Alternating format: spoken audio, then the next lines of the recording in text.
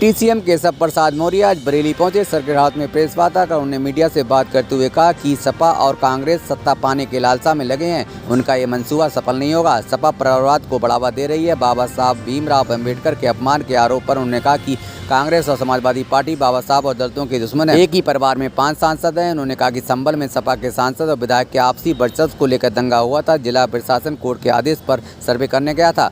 Sapa party ऐसी है जिसमें गलत लोग भरे हैं। 2027 में भी प्रदेश में भाजपा आएगी। कांग्रेस के लिए केंद्र और सपा के लिए प्रदेश में सत्ता पाना इतना आसान नहीं है। श्री अखिलेश यादव जी मैंने कहा हताश, निराश, उदास। वो 2027 के सत्ताधीश बनने की होर्डिंग लगवा रहे थे और 2047 तक समाजवादी पार्टी का कोई भविष्य है नहीं है। तो इससे हताशा होती है।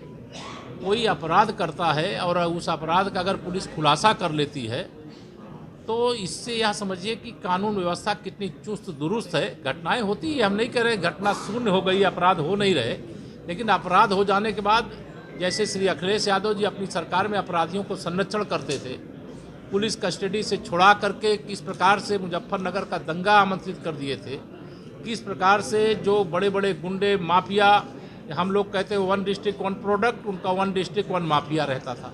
तो समाजवादी पार्टी शीशे के घर में रहती है। समाजवादी पार्टी चोरी और सीना जोरी, समाजवादी पार्टी लोगों को बरगलाने का काम कर रही है।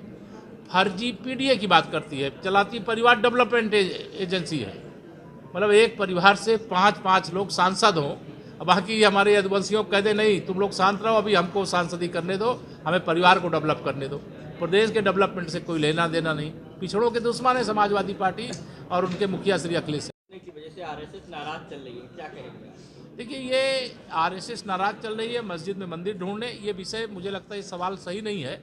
माननीय न्यायालय के आदेश से वहाँ पर कमीशन सर्वे के लिए गया था और उस दौरान समाजवादी पार्टी के ही सांसद शफीकुर रहमान बर्क और उनके ही एक विधायक सपा के ही, ये दोनों लोगों की आपस में वर्चस्व की जंग थी कि हम बड़े हैं कि तुम बड़े हो। ये जानते हो इनकी पार्टी में सब गलत लोग होते हैं। आपस में लड़े और आपस में एक दूसरे को मरे और उसमें सरकार ने बहुत तत्परता से कार्रवाई किया, अन्यथा वहाँ बहुत बड़ी घटना हो जाती। लेकिन हमारी सरकार न्यायालय कोई आदेश देगा उसका पालन करेगी, इसको लेकर कोई विवाद नहीं। आप मानते हैं कि आजम खान की तरह ही शफीकुर रहमान जी भी हैं? आजम खान की तरह ही शफीकुर रहमान जी आप मानते हैं? एक सर बिल्कुल। मैं काहे को मानने लगा? मैं तो यह मानता हूं कि समाजवादी पार्टी गुंडों, अपराधियों, माफियाओं, दंगाइयों की पार्टी है। कांग्रेस प्रदर्शन कर रही है अम्बेडकर को लेकर के। ये समाज है। आप कोई मुकदमा किसी कोर्ट में करोगे, हमसे पूछ के जाओगे क्या? अगर समाज का कोई व्यक्ति किसी कोर्ट में, न्यायालय में जाता है तो उसको जाने का अधिकार है, लोकतंत्र है। और इस लोकतंत्र में उसमें सरकार की ओर से कुछ नहीं है, लेकिन अगर सरकार के लिए न्यायालय का कोई आदेश होता है तो सुरक्षा व्यवस्था करना, चौकन्ना रहना जिम्मेदारी वो किए जाती है। हम कांग्रेस पार्टी, समाजवादी पार्टी, भारत रत्न बाबा साहब भीमराव अम्बेडकर जी दलितों के, पिछड़ों के, वंचितों के दुश्मन हैं। अगर कांग्रेस प्रदर्शन कर रही है तो कांग्रेस से मेरा सवाल है, वो बतावे बाबा साहब को संविधान सभा में सदस्य बनने के लिए पश्चिम बंगाल क्यों जाना पड़ा?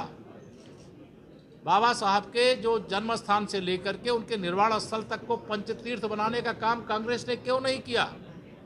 भारत रत्न देने का काम कांग्रेस ने क्यों नहीं किया?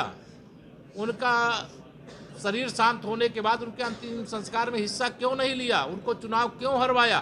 कांग्रेस बाबा साहब की दुश्मन पार्टी है। और समाजवादी पार्टी, श्री अखिलेश यादव जी मुख्यमंत्री थे, इनके चच्चा मोहम्मद आजम खान मंच से भाषण कर रहे थे, बाबा साहब की प्रतिमा को दिखा करके ये उंगली दिखा रहे हैं। इनकी उंगली जहाँ तक जाती है वह सारी भूमि इनकी हो जाती। इस प्रकार के उनके सामने बोलते हुए अपमान किया। कन्नौज में बाबा साहब की मूर्ति तोड़ी और करहल के चुनाव में एक दलित बेटी की हत्या केवल इसलिए कर दिया कि उसने कहा कि हम भाजपा को वोट देंगे।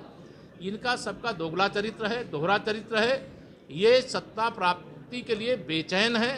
कांग्रेस हो या समाजवादी पार्टी हो, या सब हताशा, निराशा के गर्त में डूबे हुए। ये लगातार दुष्प्रचार का सहारा लेते हैं।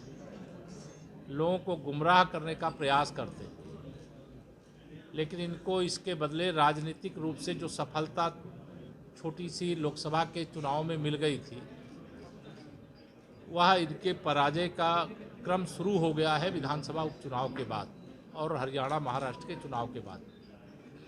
हम पूरे विश्वास से कह सकते हैं कि तीसरी बार 2027 में भारतीय जनता पार्टी की उत्तर प्रदेश में प्रचंड बहुमत से सरकार बनेगी। हम 2027 में 2017 कानून व्यवस्था पे सवाल खड़ा करते हैं। अभी कुछ दिन पहले एक जगह डकैती हुई थी, उससे वीडियो पोस्ट करते हुए सवाल खड़ा कर रहे हैं। देखिए, श्री अखिलेश यादव जी मैंने कहा हताश, निराश, उदास है। वो 2027 के सत्ताधीश बनने की होर्डिंग लगवा रहे थे और 2047 तक समाजवादी पार्टी का कोई भविष्य है नहीं है, तो इससे हताशा होती है। कोई अपराध करता है और उस अपराध का अगर पुलिस खुलासा कर लेती है तो इससे यह समझिए कि कानून व्यवस्था कितनी चुस्त दुरुस्त है। घटनाएं होती है, हम नहीं कह रहे घटना शून्य हो गई, अपराध हो नहीं रहे, लेकिन अपराध हो जाने के बाद जैसे श्री अखिलेश यादव जी अपनी सरकार में अपराधियों को संरक्षण करते थे, पुलिस कस्टडी से छुड़ा करके किस प्रकार से मुजफ्फरनगर का दंगा आमंत्रित कर दिए थे, किस प्रकार से जो बड़े बड़े गुंडे माफिया, हम लोग कहते हैं 1 डिस्ट्रिक्ट 1 प्रोडक्ट, उनका 1 डिस्ट्रिक्ट 1 माफिया रहता था। तो समाजवादी पार्टी शीशे के घर में रहती है, समाजवादी पार्टी चोरी और सीना जोरी, समाजवादी पार्टी लोगों को बरगलाने का काम कर रही है, फर्जी पीडीए की बात करती है, चलाती परिवार डेवलपमेंट एजेंसी है। मतलब एक परिवार से 5-5 लोग सांसद हों, बाकी हमारे यदुवंशियों को कह दे नहीं तुम लोग शांत रहो, अभी हमको सांसदी करने दो, हमें परिवार को डेवलप करने दो। प्रदेश के डेवलपमेंट से कोई लेना देना नहीं, पिछड़ों के दुश्मन है समाजवादी पार्टी और उनके मुखिया।